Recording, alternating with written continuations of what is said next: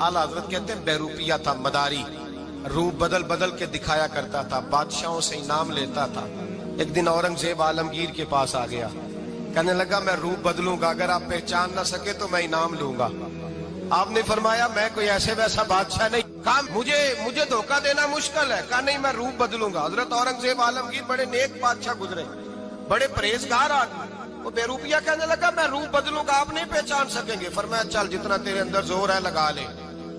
हजरत ने ऐलान किया कि मैंने फौजी भर्ती कर दे, 2 माह के बाद टेस्ट होगा। वो 2 महीने दौड़ता रहा, रंग रूप बनाता रहा, आया टेस्ट देने, 2-3 सिपाहियों का इम्तिहान लिया, उसकी बारी आई तो 10 रुपए दिए, कहने लगे तेरे आने जाने का किराया मैंने तुझे पहचान लिया है। कुछ दिनों के बाद जाने लगे सफर पर, तो भिखारी आ गए खैरात मांगने। उसने भी सारे मुंह पर स्याही माली, कपड़े फाड़ लिए, सर के बाल मुंडा लिए, भवें तक कटा ली, बदरंग होके आया।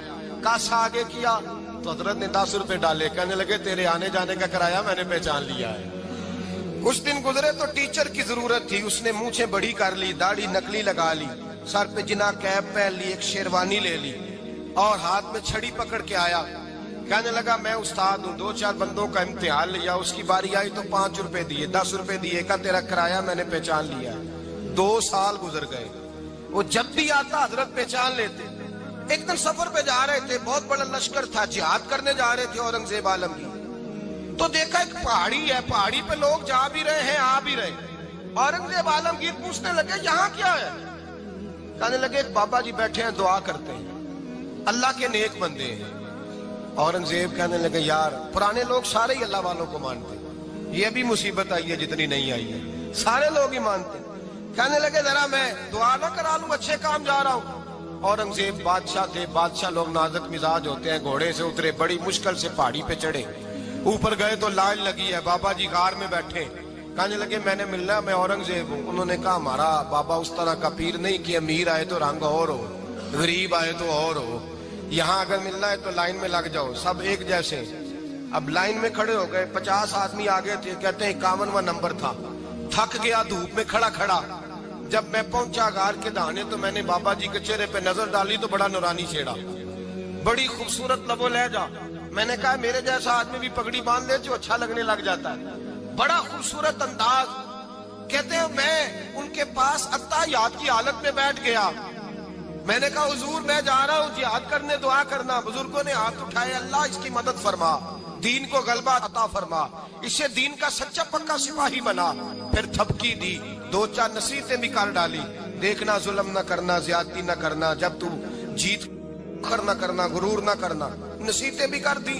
कहते अब जब मैं उठा तो 2-4 दिनार बतौर नजराना मुसल्ले के नीचे रखे, और उल्टे कदम जब मैं गार से उतरा उन्होंने रुमाल झाड़ा और उठ के खड़े हो गए। कहने लगे आज नहीं तूने पहचाना, आज नहीं तूने पहचाना, मेरा इनाम बनता है, आज नहीं पहचाना, ला पैसे। औरंगजेब कहने लगा यार तूने हद कर दी, कहाँ चढ़ा कहाँ खड़ा रहा, धूप में थक गया, कमाल कर दी भाई तूने। बता तू क्या लेगा, अब तो देख जल्दी बता, अब कितने लोग पीछे धूप में खड़े हैं, लश्कर सारा खड़ा है, क्या लेगा? उसने कहा सबसे कीमती हीरे वो है जो तेरे सर के ताज में लगे हुए हैं, मुझे तेरा ताज चाहिए। ओ भाइयों सुनना और याद रखना, मेरे आला हजरत कहते हैं बादशाह ने सर के ऊपर से ताज उतारा, बहरूपिये के कदमों में रखा और कहने लगे ये ले, और ये तो तेरा मांगने पर मैंने दिया है ना, मैं वापस आता हूं तो आना, मैं अपनी मर्जी से भी तुझे दूंगा। तूने औरंगजेब जैसे बंदे को धोखा दिया, आना मैं उस वक्त भी दूंगा। वो देकर बस बात खत्म हो गई, हद हो गई। देकर कहते हैं जब मैं पलटा ना वापिस, बहरूपिये ने आवाज दी बादशाह ठहर जा। तो मैंने पलट के देखा तो कहने लगे ये अपना ताज ले जा, उठा और ले जा।